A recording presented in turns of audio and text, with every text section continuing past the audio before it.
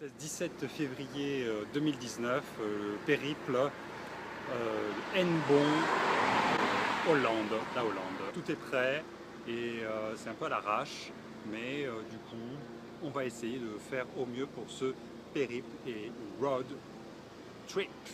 Par exemple, ça, c'est pas génial. Ouais.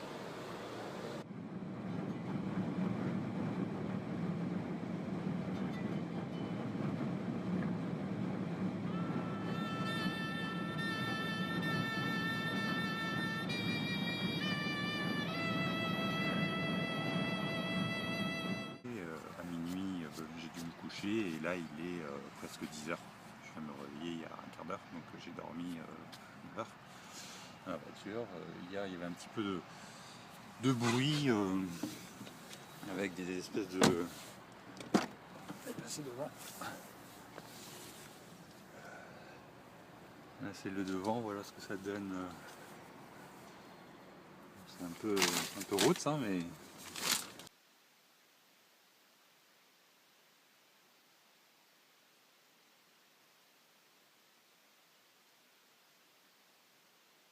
Là j'ai pris un petit peu trop de matériel contre le froid. J'ai pris plusieurs couettes, couverture, en fait c'est trop. Voilà, j'avais un petit peu peur par les bruits, en fait, par les jeunes qui font beaucoup comme ça. Je dors juste là. C'est un peu chaud, mais en fait non. Aller à minuit et demi, ils ont tous été dormir. Le problème avec cette vitre-là, qui est tombée le jour de mon départ, quand même, tombée au fond de la portière, hein, je veux dire. Donc après j'ai mis le plastique. Bon, évidemment, après au niveau de la sécurité de la voiture... Plein de petits gilets jaunes. C'est pas Macron qui ferait ça pour ses nouvelles réformes. Hein.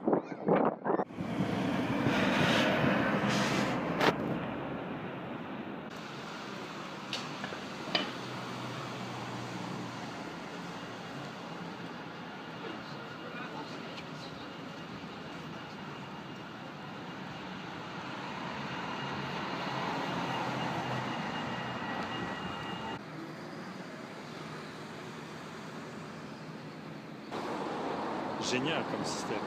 Cool. Un petit peu compliqué, tout payant partout en Rotterdam. Et du coup, il faut s'éloigner assez loin, sauf une petite île dans le sud de la ville, à l'opposé de la Central Station. Et là, c'est une toute petite île autour.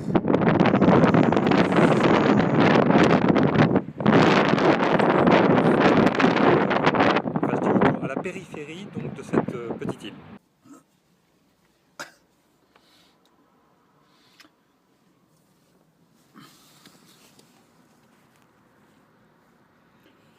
Et donc là en fait ce que j'ai prévu, parce que je viens donc de rouler pendant je sais pas peut-être 2 heures de vélo, j'ai pas l'habitude, j'ai mal aux fesses, donc je suis un peu fatigué, donc je vais manger dans ma voiture des saucisses de Montbéliard, mais j'ai envie de manger une bonne merde comme ça, et ensuite après je vais me reposer, même s'il fait beau, tant pis, je me repose dans ma voiture, dans mon coffre bien sombre, bien noir, bien froid. Je vais aller direction à Den Haag, La Haye en français, pour aller rejoindre un vieil ami que je n'ai pas vu depuis bien longtemps, mais avec qui on a beaucoup partagé ensemble une bonne partie de notre adolescence.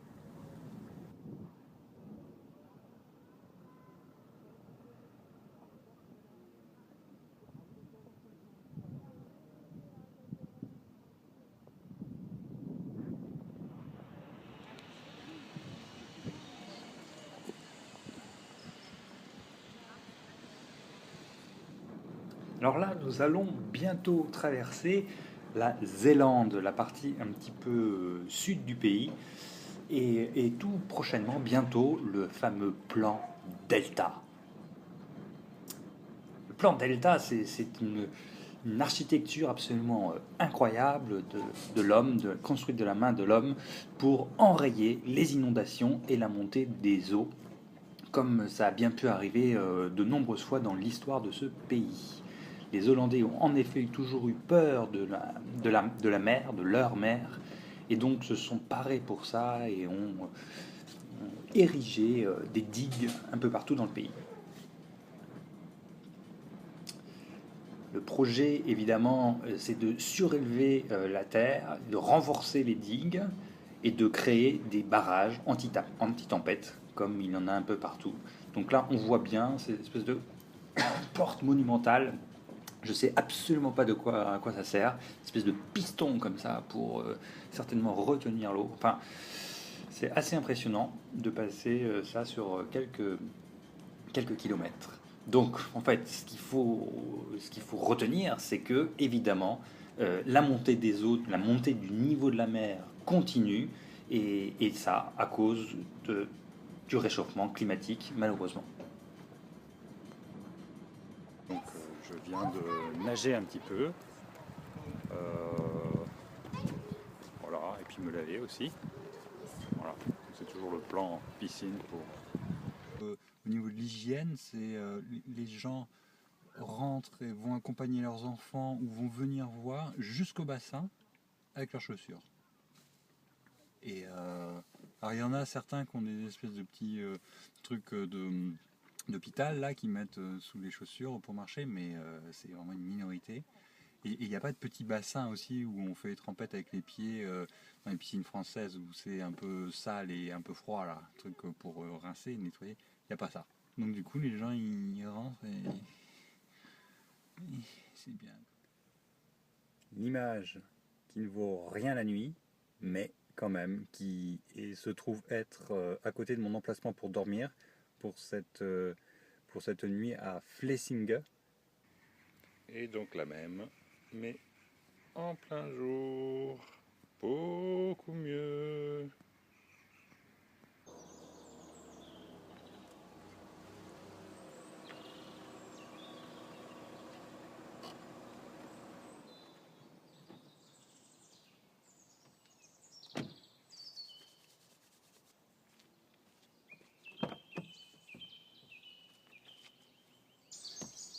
Hello, hello. Alors, je vais vous parler maintenant que ce voyage est tout à sa fin.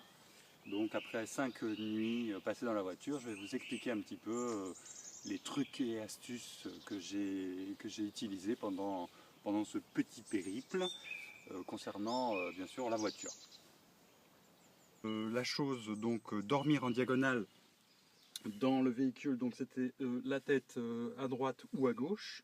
Et puis après, en diagonale, moi je fais 1m83 et donc du coup ça passait tout juste bien en avançant les sièges devant et puis en mettant des choses ici, là, les sacs pour éviter d'avoir les pieds à l'air, enfin qui pendouillent. Voilà, donc comme j'avais dit, j'avais pris trop de couverture. Et donc ce qui est très bien, très pratique en fait, c'est ce petit reposoir là comme ça où en fait on place les affaires. Ça c'est donc au début je voulais l'enlever, puis après je me suis dit mais non en fait ça va me servir vraiment de, de rangement. Très pratique. Là, qui est donc un absorbeur d'humidité. Et je pense que ça a joué son rôle. Donc là, petit, pratique, petit cube comme ça, que je laissais toujours en place en bas. Je l'ai vidé juste une fois. Mais ça m'a semblé être un bon compromis pour l'humidité dégagée. Mais bon, je laissais toujours une petite fenêtre ouverte, particulièrement quand je faisais à manger avec la popote, évidemment. Et voilà. Et l'autre chose donc du coup qui m'a semblé être très bien, le petit matériel qui m'a semblé un peu indispensable, c'est donc un rouleau de scotch du type duct tape, très solide avec des fibres à l'intérieur. Ça m'a servi. Une loupiote comme ça, donc du coup je les accrochais sur mon filet. J'ai l'impression que la frontale est assez suffisante, on n'a pas besoin d'être éclairé comme je sais pas quoi, donc j'ai pas vraiment... La frontale c'est très bien. Ça, indispensable, un bon thermos qui est capable de... Donc je me faisais le soir de l'eau pour le lendemain matin pour que quand je me réveille, j'ai déjà de l'eau chaude, donc c'était bien. Tout cela chauffé avec un petit but à gaz comme ça. Je sais pas trop, il me reste encore un peu. J'avais pris une bouillotte aussi que j'ai fait une fois, mais parce que j'ai eu froid. Autre petit ustensile aussi, c'est un double chargeur USB. Voilà, charge lente, charge rapide, très important. Une petite paire de gants pour ça, c'était pour le vélo, pour pas me cradosser les mains et pour rester à peu près propre. Et puis ça c'est un petit siège que j'ai acheté plutôt pour la rando. Du coup je vais vous montrer le fonctionnement. Bah non, en fait j'ai pas envie de montrer le fonctionnement du petit siège. Donc voilà, c'est fini. Donc du coup c'était un petit road trip donc de 6 jours, 5 nuits, de Lorient jusqu'à Den Haag. Donc ça fait à peu près 2000 km. À l'aller j'avais mis 12 heures. Je ne suis pas passé par l'autoroute du tout, j'ai payé 0 centime pour y aller, avec des petites pauses, pas nombreuses, et j'ai mis 12 heures. Pour le retour, j'ai pris l'autoroute et j'ai mis 9 heures. Donc 3 heures de moins, donc même distance. Enfin, distance qui change un peu, mais 3 heures de moins, par contre 40 € de péage en plus, mais plus de confort au niveau même des pauses, voilà, c'était plus confort. Merci de m'avoir suivi. C'est pas la peine de faire des likes et des machins, je me fous complètement. Par contre, vous pouvez envoyer un petit commentaire, ça serait pas mal.